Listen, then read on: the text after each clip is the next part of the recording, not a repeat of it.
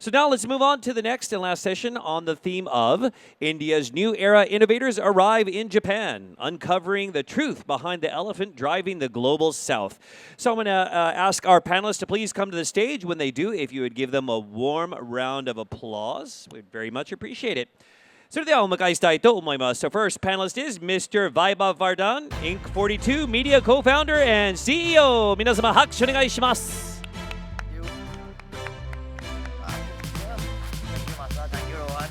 All right, next up, Ms. Roma Priya, Virgin Law founder.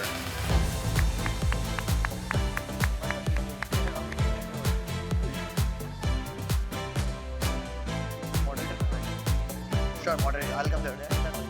That's okay. Next, Ms. Swati Bhargava, Kashkaro and Earnkaro co-founder. That's right.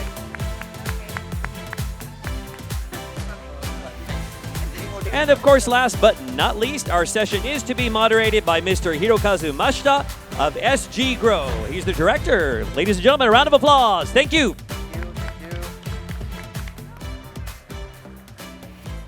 Mr. Mashita, if you are ready to go, I'll hand it over to you.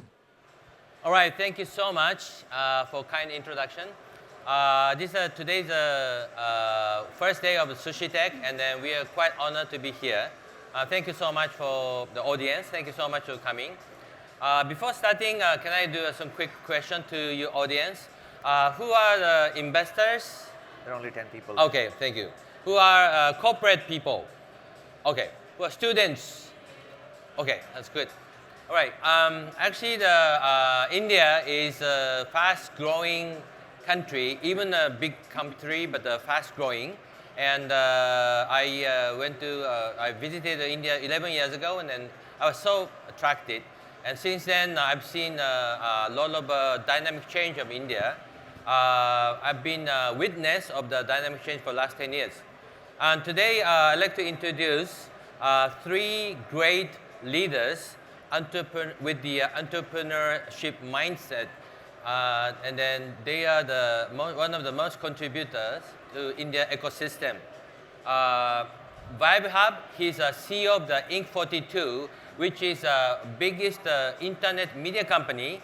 He has been dealing with the startup ecosystem in India for a long time, and then he's now forming a unicorn club or something. So he has one of the most well-connected to the India ecosystem guy.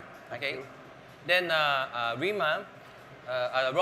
Roma is the founder of the Virgin Law firm. As somebody know, India the legal situation is very complicated, but she contributed to the startup ecosystem by making very simple documentation, and a lot of startups really appreciated her. At the same time, she dealt with a lot of merger acquisition deals and international alliance partnership, and then she has a lot of clients in Japan. Also, she's been angel investor in India, so she can tell us a lot about the India startup investment scenes as well. Then Swati, the first career was Goldman Sachs in London. She's really the smart person. And at some point, she found a great opportunity in India. She came back to India, then established the cashback service in India.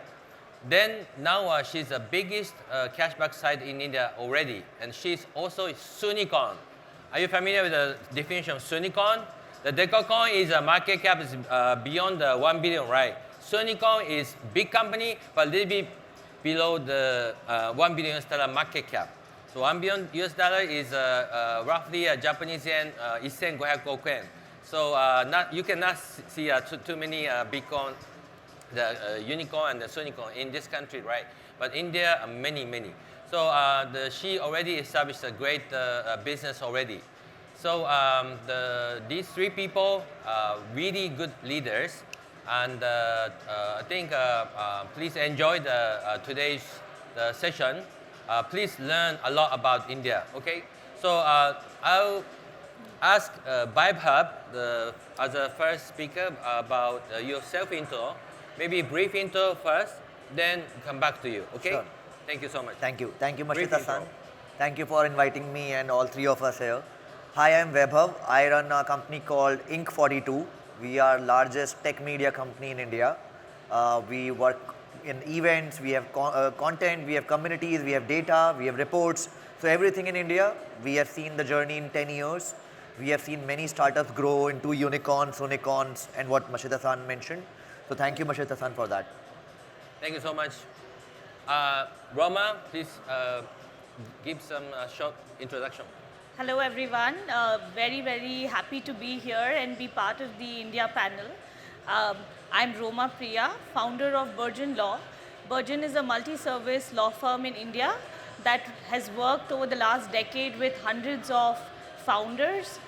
We also very actively working with funds both in India and globally and helping them with their strategy, deployment, portfolio management and exit. Personally, I am very passionate about entrepreneurship, and it's been amazing to see the evolution of the ecosystem in India over the last 15 years, and I'm happy to contribute here and tell you more about the Indian opportunity. Thank you, Roma. So Swati, please do some introduction. Yeah. Brief one. Hi everyone, my name is Swati Bhargava. I'm the co-founder of Cashkaro and Earnkaro. Cashkaro is the largest cashback app in India. It's like in Japan you have Rakuten points or point back sites. So that's what Cashkaro does in India. You shop by it and you get cashback on your online shopping. We also have Earnkaro, which is like A8 in Japan, which is all about affiliate marketing and it's the largest affiliate marketing platform. Personally, I grew up in a small town in India, and then I got a scholarship to study at the London School of Economics. That's how after that I worked at Goldman Sachs in London and left that to move back to India with my husband Rohan, and we started our business together. And now we drive close to $1 billion in sales to our partners like Amazon, Flipkart, Myntra, and we've raised about $30 million for our company. Thank you so much for such a great introduction. Audience, actually today's, let me explain the format, how to do the session for using about 40 minutes. First of all, we'll ask you, Vaibhav, he has a lot of data of startup ecosystem in India, right? So even I shout like India is booming, really big, right? You cannot imagine. So he's gonna give you some presentation about the India size, rapid growth, whatever. If you see the numbers, you can understand more easily, right? Yep. Okay, and then after that, I asked him the question about what's the most recent trend in India, okay? Because he connected most of the all industry startup ecosystem people. So he might be an appropriate the person who answered my questions, okay? Then after that, I'll ask a question about the entrepreneurship type and the business model, and then as a woman, a founder, what was the challenges they have experienced. Also, lastly, we ask them a question about their expectation about the relationship with Japan. Okay, so this is like a 40-minute, the flow of the today's session. We hope you to understand the India's dynamism by this session. Okay, so first of all, can you start? すいません、資料を出してください。Can I see it here? Yeah, I can see Okay. it here, yeah. Hi, so I will quickly take you through some numbers, large numbers, where India stands in terms of startup ecosystem. So I'm Vaibhav, I'm one of the founders of Inc. 42. We do close to 25 million monthly reach. We have published more than 100 plus reports, and we have published more than 50,000 plus stories in past 10 years. So if you can just spend 5 seconds on this slide, you can see we have more than 1 billion plus smartphone users in India, more than 800 million plus internet users, and you can have a breakup of urban and rural in that. This is kind of a power law in consumer internet in India, and Swati, I'm sure, can talk a lot more on this. But close to 800 million plus total users on internet, and then you would go to close to 294 million plus online shoppers. So these are the two numbers which matter. Again, 427 million plus total internet e-commerce users, close to 294 million plus online shoppers, urban and rural breakup in that. This is a very important slide. We are third largest startup ecosystem in the world after US and China. We have more than 160,000 plus startups launched in India, more than $160 billion plus funding raised by Indian startups since 2014, close to 120 unicorns, and close to 126 unicorns. So this is how large the Indian startup ecosystem looks like in terms of numbers. Very brief summary of India, China, USA in terms of funding, unicorns, top startup hubs, VC investments. Again, I will not go into the detail because too much of data, but yeah, fintech, e-commerce and SaaS are some of the hottest sectors in India, with deep tech and clean tech catching up.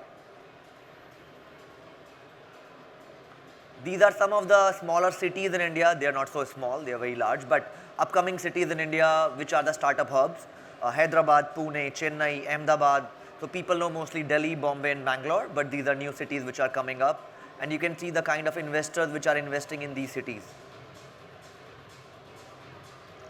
This is kind of an outlook where we are heading in by 2030. How almost 40 companies are in India are listed, 40 startups in India are listed. We are expecting close to 150 startups by 2030, which will list on the public markets in India.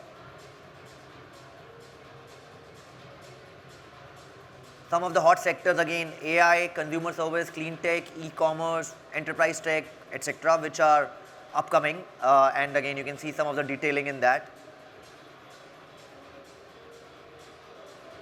Again, I will want you to spend 5 seconds on this, but because more than data, you have to process what is written here.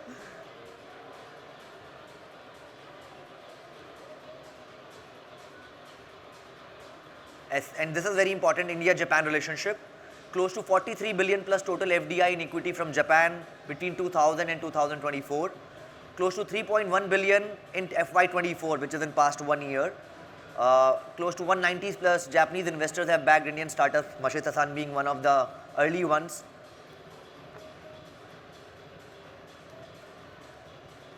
Some of the investors in Japan who are very actively investing in India, BNext, DG Ventures, DI, Global Brain, Incubate Fund, GMO, SoftBank, SBI Holdings, and some of the companies they have invested in, Indian companies they have invested in.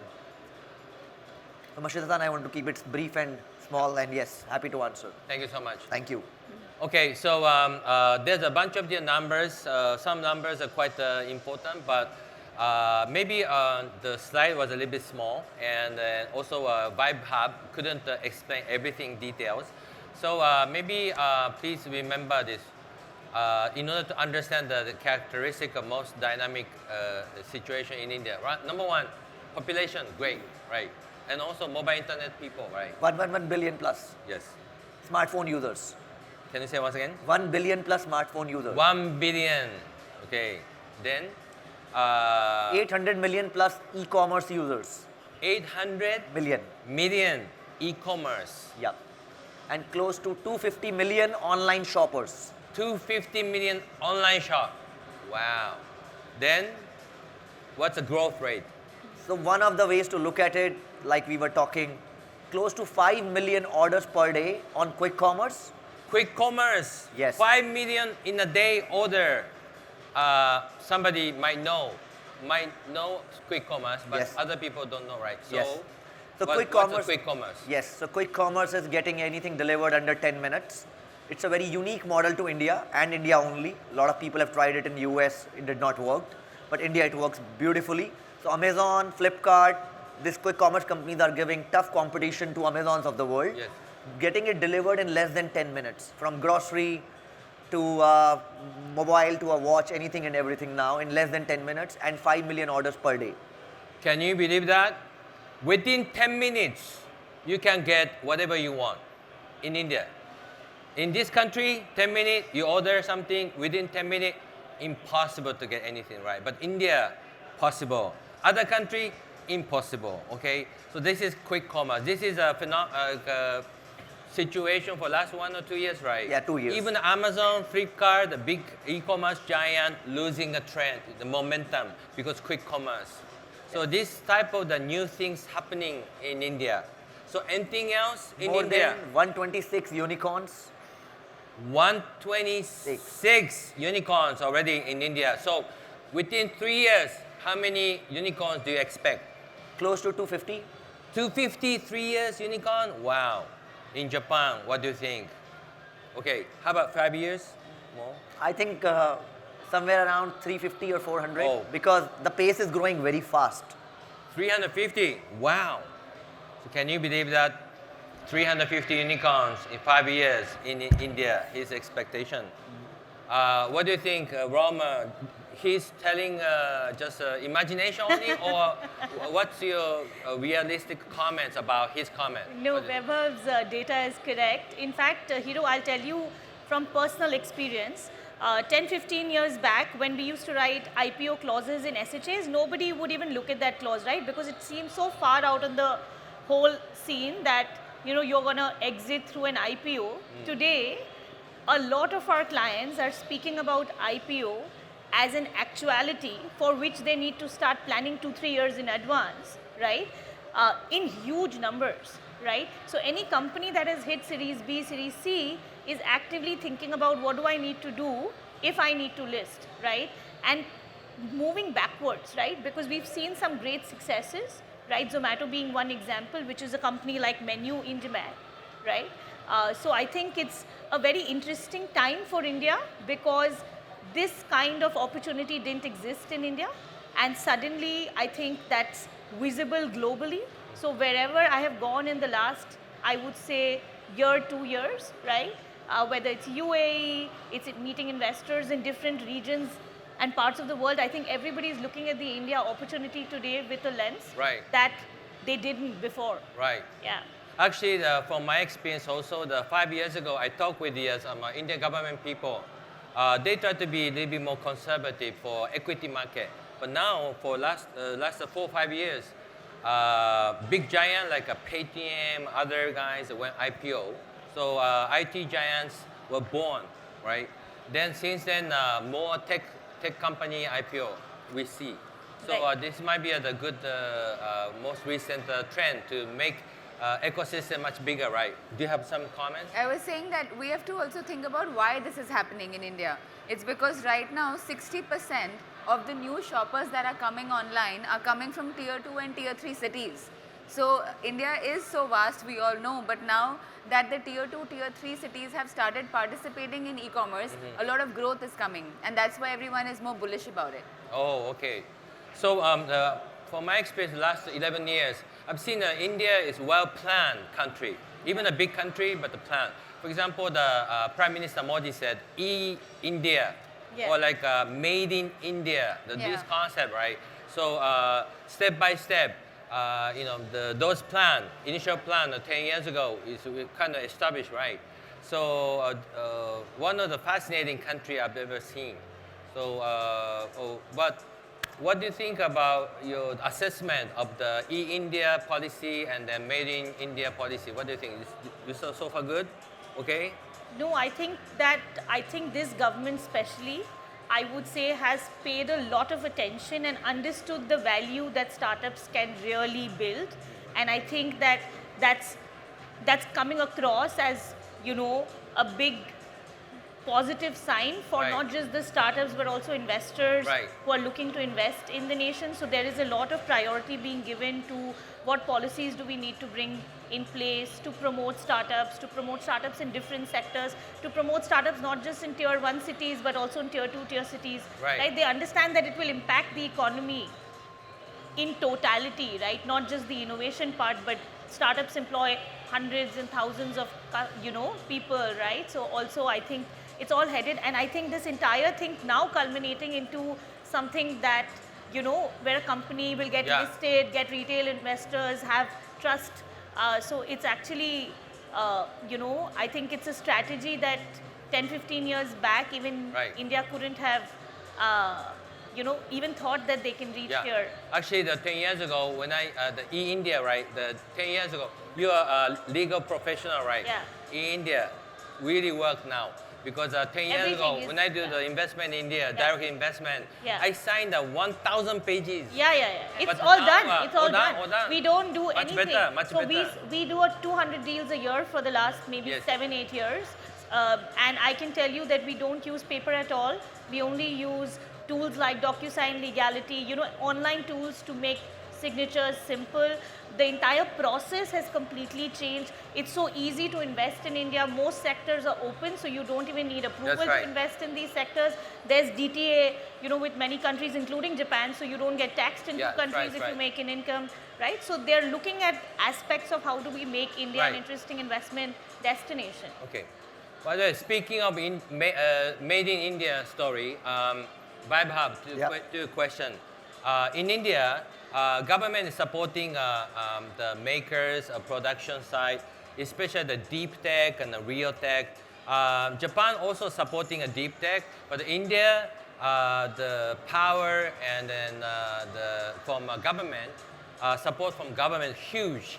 Of course, Japan is pushing hard, but India, I saw them a lot of contribution from government, right? Especially deep tech. Yeah. So, what kind of deep tech you think in India, the most recently the move growing rapidly? So I think in India, the biggest push is on manufacturing, Manufacturing, yeah. manufacturing tech, which also is a part of Made in India, Yeah, manufacturing tech, which includes robotics, robotics, hardware, smart IoT devices. smart IoT device, Then space tech is one of the key areas. We have more than 10, 12 space Yeah. tech startups. Which are doing Space very tech. well, yeah. I think one of the startups, Pixel, they just Yeah. launched a satellite. Yeah. And they kind of Yeah. compete with the SpaceX of Yeah. the world. Yeah. So very, very amazing space tech ecosystem. Yeah. Then clean tech is catching up.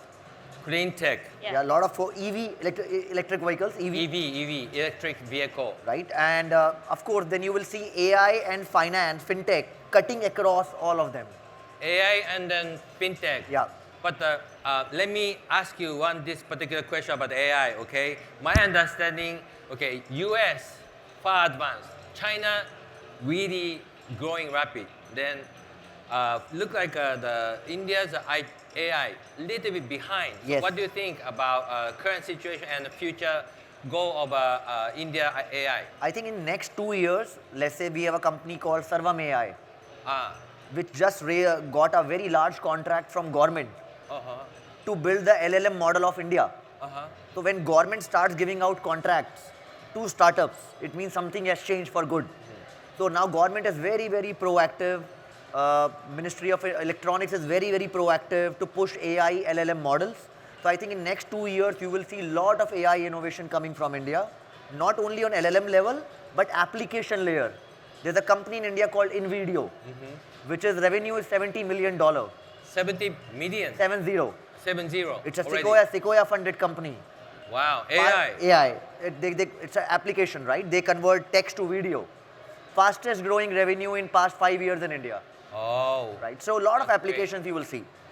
so maybe last year, US and then China, but now year 2026 maybe Yeah, India will be there. catching up. Wow, that's a very interesting observation. Wow, including your expectation, right? Yes. Okay. Any other interesting area you'd Of like course, to mention? e-commerce is an area in India which will always keep evolving. Yeah. Like it can never go away. E-commerce. It can never go away. Like E-commerce. commerce, online commerce, India is so big, like Swati said, tier 2, tier 3 users, very like from small cities, people are getting onboarded on internet. The data cost is very low now, less than $0.5 per GB or something like that. Per capita income is growing. So a lot of money is going to come in e-commerce. People are going to transact online heavily. They're investing in fashion, they are investing in apparels, they are investing in D2C category, direct to consumer category. Right. So brand commerce and e-commerce is going to be very large in India in next 5 years, like Okay. very large. So if you say what you're saying is correct, for Japanese makers or Japanese people who like to join the India ecosystem, you better come now. Okay? Yeah. Yeah. Because a lot of Indian people try to buy a lot of things, right? Yeah. Because the consumption might be skyrocket. Yes. So this might be a good chance for Good Japanese time. people to come to India. And I think India and Japan have very beautiful relationship. Uh-huh. So if more and more Japanese investors and founders Right. who want a large market Right. India is the place to be. Okay. And I'm That's sure great. Swati can add to that. Hiro, for Instagram, India is actually the largest market globally, right? So the CEO of Instagram, when he came to India last week, he said that we have more Instagram users in India than anywhere else. Wow. And what's happening as a result of that is that creator-driven e-commerce is really going high. So you see in US there are websites like LTK, ShopMy, Levanta. They've all raised between $300 to $500 million, where influencers and creators are making content using their affiliate links and posting. Because one of our businesses in India is Karo, which does exactly that. Right, so right. There is so much of content and creator-driven e-commerce and affiliate marketing that is happening now in India, and it's a very key trend globally. Oh, that's right. So I've seen, like for example, the TikTok commerce in China. In China. So like that's Instagram-led commerce in whatever. India. But India, now the biggest population of Instagram now. So Instagram people, the CEO is really expecting India more influencer content and then e-commerce. But also Telegram. Telegram is a rage in India because on Telegram, can you believe there are influencers who have groups of about 10-15 lakh people, meaning like 1 to 5 million people in their group. And these people, some of the owners of these Telegram groups are earning $50,000 a month via us. 50,000 Yes, in affiliate commissions. Because Instagram commission. In commission through their platform alone. This is our platform, Earn Karo. Through Earn Karo, they are earning this much. So there are many people who earn $5,000 a month, many at $10,000, some at $50,000 a month, because they are sharing their affiliate links in their groups. There is so much traffic coming that they are able to monetize. So in 1 year, last year, we sent 3 billion clicks to our partners. So via our platform Earn Karo to Amazon, Flipkart, Myntra, Nykaa, 3 billion traffic because of the virality created by these influencers. Yeah, everybody, her own business model is a cashback and point back, the biggest one in India. But along with that original business model, she top up the another one, which is more influencer marketing and affiliate, right? Yes. But because the expectation of such a business is quite and the growth rate of this business is it's doubling every year now for us, because that is how much creators actually want to monetize their reach and make it very easy through AI and automation. Wow. So please pay attention to India market. If you India is a market you cannot ignore anymore. Consumer related business. Absolutely. Okay, that's great. Great. Okay, let me go back to you. Any other industry you? So of course, Indian SaaS is also very famous, right? SaaS, right. So of course, India SaaS was always about build in India, sell globally. Right. Now it's build in India, sell in India. That's a new trend. Right. So because all SMB, small medium business, are now open to accept SaaS tools and pay for it, like Zoho, like Freshworks. So lot of SaaS companies are now trying to sell in India. Large GCC market is moving to India, right? So global capability centers, they're all moving to India now. Yeah, when I got into the India market 10 years ago, the made in India export the product to US, for example, and then they utilize the gap, right? But now India people making a SaaS product to India companies. Wow, that's a good Hiro, it's not just limited to SaaS, I would say. I think we are seeing Indian brands in all categories. If I speak from a neutral lens, right? Because we do deals in all sectors. We are seeing new brands in every category you can imagine, from hair, skin, footwear, apparel, like you name it, and there is an Indian brand that's coming up. And now these people have all worked at international organization, have global experience, maybe have been CXOs in one of those unicorn companies who are building this next gen of Indian brands. And I think that maybe in the next 10 years when we are speaking at a panel, we will have Indian brands in, across the globe, right? I think that's because Indians have largely gone abroad and then bought things and come back. I think that's going to change probably in the next decade. That's great.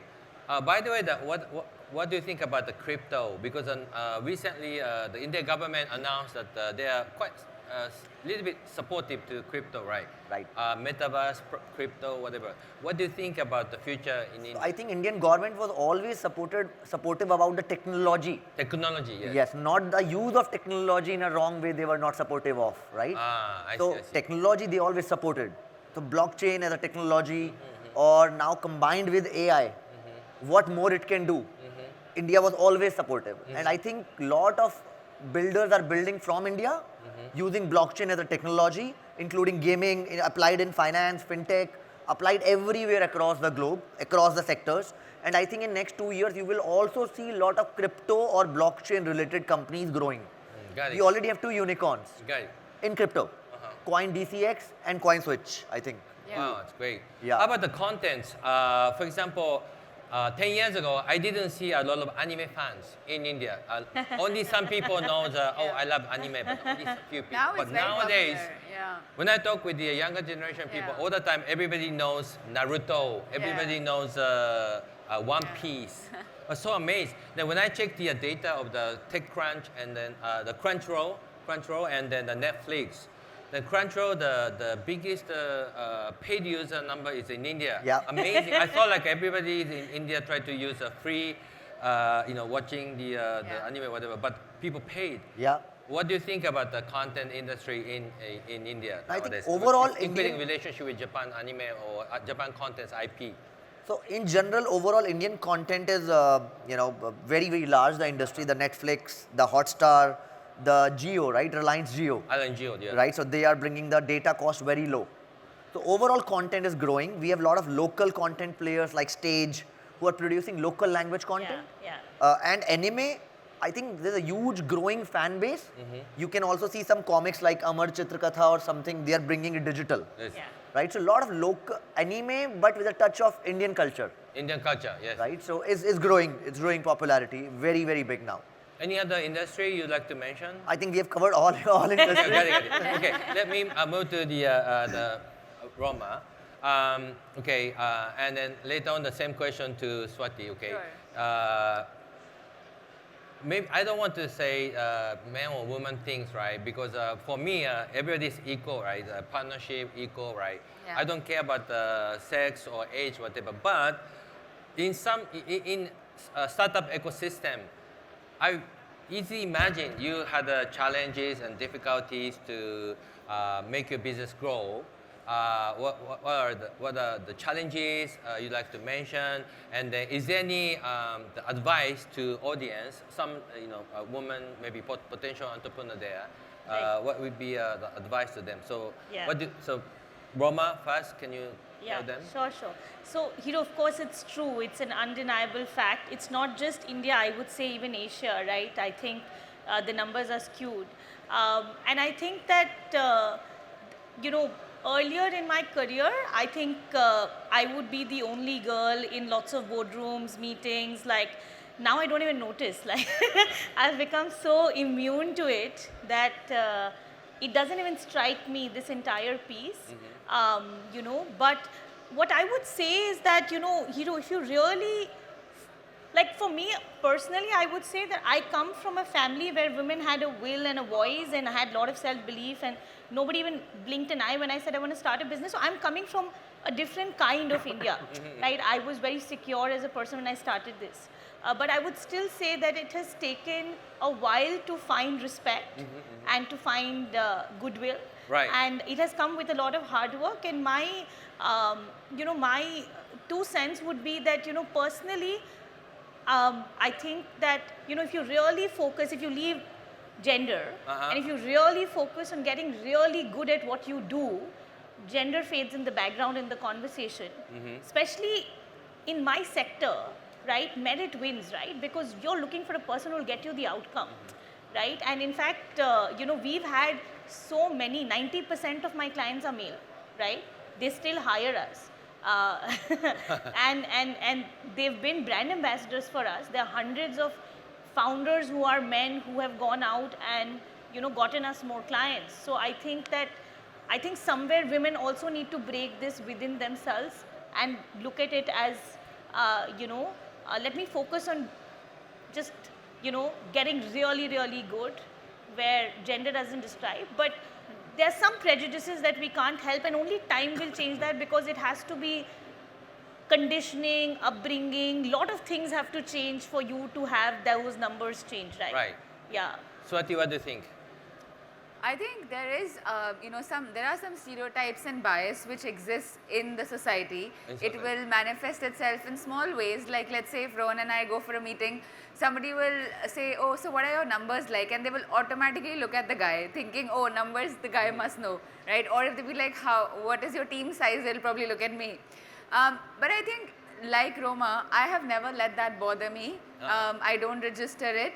And I think the way to break out of it, even in those meetings, is to show otherwise. So if somebody says, what are your numbers? And you start answering instead of the guy, then they understand that, okay, she knows. And I think then everyone, including investors, are in it to make money. So if your business is something that has good traction, it has unit metrics, it is attractive for the investor, they will invest regardless of the gender. So we have so far, raised until Series C round from Kalari Capital, from Mr. Ratan Tata, from Korea Investment Partners, and at KIP, we've pitched to an entire boardroom full of males whose English is not even their first language. And I have done those pitches, right? So we've raised 30 million doing that. So I cannot say that there has been a bias, because if we have gone and proven our point, we've gone and shown potential in our business, people have put in money. And I think therefore they will. I know a lot of friends who have faced bias. Investors have told them, we don't invest in women-led companies. We don't think you'll do a good job. So it does happen. But fortunately or unfortunately, women now don't register it, because what we have understood and what we do is be really good at our jobs and make sure that our businesses are successful, and therefore we can get rid of that bias. And to the women, themselves, I want to say that we have to be comfortable putting ourselves out there. So no longer does it work if you are shy and you think that you're not good enough, but you want the world to think so. No, you first have to have confidence, and you have to believe you're good enough for the world to also think so.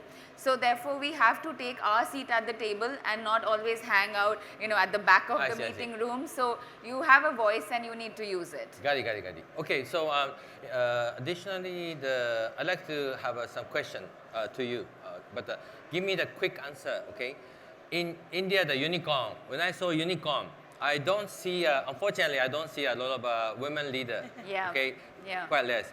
When I see the Silicon Valley in US. Yes. Okay, Google had, oh my God, all Indian people, right? The background of Indian people. But I don't see a lot of the India women leader. But do you expect more women entrepreneurship type of the person can be the unicorn CEO or unicorn founder in India, or maybe some leader in Silicon Valley? Do you think it's quite possible? If we like to achieve this thing, what would be the conditions, or like what type of environment we need? So can you give me a just quick answer for that? Well, unfortunately, there is not a quick answer for this, because it's a very complicated problem. But I think, when we look back, right, in India, the problem starts at the root. Do we have enough women who are getting educated? In the families, is the women's career considered important? When you have a daughter, are you telling her that, oh, you must study so that tomorrow you get a good husband? Or are you telling her that, no, you must have a good career? So we have to change the way society is viewing women's careers and provide encouragement at that stage itself when girls are growing up. It's good to be ambitious. Teach them to be ambitious, right? So when we respect ambition, we will get more women in the workforce. When they come in the workforce, after that, they need support from home. If you make a working woman feel guilty for leaving her kids at home, she's not going to make it to that boardroom, right? So you need to have that balance where enough women stay in the workforce. After that, the global stats are that 18% of women actually are in leadership positions. Men are 42% more likely to be promoted compared to women. Why? Because at that stage, we need to see how do more women make it to the boardroom, and then there will be more entrepreneurs as well. There will be more unicorns as well. So it kind of flows through from there. And with everyone viewing achievement for what it is without gender, we'll get there. That's great. But you're looking at a slightly larger time frame, Hiru, because of what she said, because it comes to conditioning from very early on to have people look at their careers with that kind of grit and seriousness. And I think I think a lot of women in India are now getting educated. That's, I think, we've gone past that stage, right? Even for lower strata of the society, people are sending their kids for education. A lot of them used to get married and not join the workforce. Now I think once people have kids, they don't come back to the workforce. I think so, you know, even as people who are running businesses, I think everybody has to kind of contribute towards that, and somewhere that narrative, even in the woman's head, has to change to say that, you know, this is the primary purpose of my life, and only then will you make it to the boardroom. Yeah. By the way, we completed 2 deals in India, investment deal. One, women founders. Yeah. They're excellent people, very smart, with a strong passion and capability. Yeah. But there are such examples, right? And the reason you have smaller numbers is because they're just, the bench that is sitting is smaller. Yeah. When that bench increases, automatically you'll have more people as CEOs and we're happy to work together. Yeah. Anyway, so we're running out of time. So maybe can I ask can I get the one question from audience? Then after that, maybe the message to audience today. Okay. Sure. So the audience people, thank you so much for listening. And then if you can give us one quick question, that'd be great. Okay. No. All right. Okay. So maybe each speaker. Give them your message and your expectation to Japan, please. Starting with Swati. Swati. Okay. Well, my closing remarks would be that India is a very interesting market which is getting bigger by the day, right? With 1 billion internet users right now, it's a market that we cannot ignore. Our learning from Indian e-commerce is that the main challenge e-commerce has is with regard to customer acquisition cost, with regard to becoming profitable. So that is something where if you can do something in that area, which is what we're trying to do with Cash Karo and Earn Karo, then you know there is a lot of potential. And I think for Japan, you know, it's my first time here. We've really enjoyed the hospitality. But Japanese companies are not a lot in India right now. And I think they should come because India is a very exciting big market which you're missing out on. So my message would be that we should all be thinking about how to increase the Japan and India, you know, business more because the opportunity is huge. And there are a lot of cultural similarities as well. So if Japanese companies want to come to India, we would welcome that, and I know that there is a lot of growth to be had together. Thank you so much for your remark. Thank you. Roma, please. Oh, by the way, Roma, by the way, we had a welcome to Japan dinner last night at the Akita Prefecture, the Namahage restaurant in Ginza. And then Roma really enjoyed the Japanese sake. Right. So what's your impression about Japanese sake, by the way? Oh, before it was your fabulous. It was fabulous. Yeah. It was just the right, you know. The right thing. Yeah. But I think, you know, I would echo everything that Swati said. And say something else. I think India has probably the hunger that you need in a country to build large businesses, right? Indian entrepreneurs are super passionate, super hungry, and I think that that's going to have a compound effect of the Indian opportunity. So I think that for and in fact, personally, Hiro, you know that, you know, I've been working a lot in building the India-Japanese corridor, all the investors who are speaking to us about entering India, you know, I'm supposed to actually go and tell them this is the legal landscape, but I'm also telling them, you know, what's happening in India. This is happening in India, and that is happening in India, and, you know, this is getting built, because I just think that, you know, we all need to contribute towards creating that awareness to have more investors, more JVs between India and Japan. I think Japanese people think long term. They, you know, really understand what it takes to build foundational businesses, and Indians can benefit a lot from that knowledge and know-how. So I'm hoping for lots of more collaboration. You understand Japanese culture and the way of thinking, right? So that's why, one of the reasons why you have a lot of Japanese customers, right? So understanding a different culture is quite important, right? Yeah, Communication, of course, of course. Thank you. Thank you. So, Vaibhav? Yes, I will divide into 3 parts: Japanese corporates, Japanese investors, and Japanese founders. Yes. I've been very fortunate to have Japanese founders and investors invest in us. And we were a very young company 5 years back. You were the first one to take that bet. And I think both Japanese corporates and Japanese investors should enter India right now. There's a lot of money to be made because India is at a transition point. Out of 160 billion raised, 43 billion is already from Japan. So we already have a use case of Japan investing in India very heavily. Then Japanese founders, be it large companies or small, should come and spend time in India like Swati mentioned. And I think there's a lot of cross-country collaboration between the two countries, between the founders. Technology exchange like Paytm opened PayPay here. It may or may not have scaled, that's fine. But companies trying to do business on both the sides, Oyo opening their hotels here. So it's I think it's a very good time to double down on both corporates, investors and founders. Investors are already doing, they should increase. Founders I see less, they should enter India right now. And India is also very eager to come to Japan, but there's no bridge like Roma mentioned. If someone like you are leading this, if someone can bring more Indian founders to Japan and more Japanese founders to India, I think within 2 to 3 years, we will see a lot of cross collaboration happening. Yep. Now, but about Japan collaboration, I have one quick question, okay, before finishing this session. For example, in this audience, I have several good friends, okay? For example, Nishiyama-san, Okuda-san, very good India lovers, okay? They are very passionate, okay, about He India. can speak Hindi, okay, that is so but impressive. other Japanese people sometimes say, oh, India is a very difficult country to get in. Oh, I have a very bad experience, something like that. So how, do you have any hint or advice to such Japanese people who has a very bad experience in India? Is there any appropriate suggestion or advice? Just quickly. Contact us. We will make Yes. sure you are connected to the right people. Right people. Yes. Connection to India right is a people. large important. country. Yeah. You need to know who to trust. I think and any- I think, Yeah. yeah. Any country you go, right, especially if it's a new country, you have to go through the right set of people. Yes. Like you helped us here. So we are happy to help anyone who's coming to India. Nishiyama-san, I know is based in Bangalore. He has Yeah, Nishiyama-san. moved to Bangalore now. Yeah.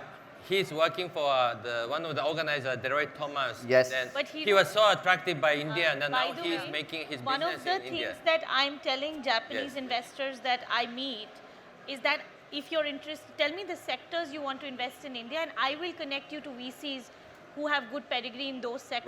Right. Because the best way to start is to co-invest. Okay. And invest with someone who's already understood the market. Right, And right. they do their diligence, right? So you'll burn lesser bridges that way, right? So there should be a staggered approach probably to building trust, finding your community, and then double downing on the opportunity. Great. Thank you so much for your advice. So audience, please have a good, appropriate connection to India when you're interested in getting into the market right now.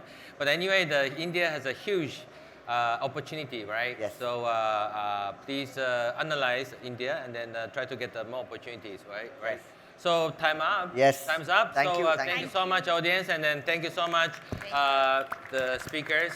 And okay, this is the end of the session. Yes, thank you. All Thank right, you. Thank you. Thank you, everyone. Oh, Can very we much. take a photo here? Take a photo here. Yeah. You can. Can you take one? Thank you. Okay, Ah. come. It's okay, he's ちょ taking. マサさん、でも、 Yeah. 撮ってください。 Essay. で、まず読んで Yeah, both. All men need to Yeah. go vertical. Come. Yes. Mishita, why don't you come in No, between? no. Please come. Okay. Yeah. It will be Okay. too. Cheese. Which one? Which phone? Oh, okay. Cheese. Thank you. 奥田さん、 One. 奥田さん、西山さん、ぜひ。 Thank Thank you. you. Our good Hi, friend, come good friend. join us. Come撮ってください join us. All India people. Rohan, come join us. Rohan, please come. To someone. Yeah. Rohan. Yeah. Rohan, come. Rohan, we will share the photo anyway. Yeah. Don't worry. Okay. Hi. Come join us, Samnil. あ、いや、どうぞ。 Yeah. Okay. Okay. Thank you. Cheese, say cheese. Okay. Thank you. Thank you so much. Thank you. Thank you Thank so much. Thank you. How are you? Hello. Uh, That's my husband.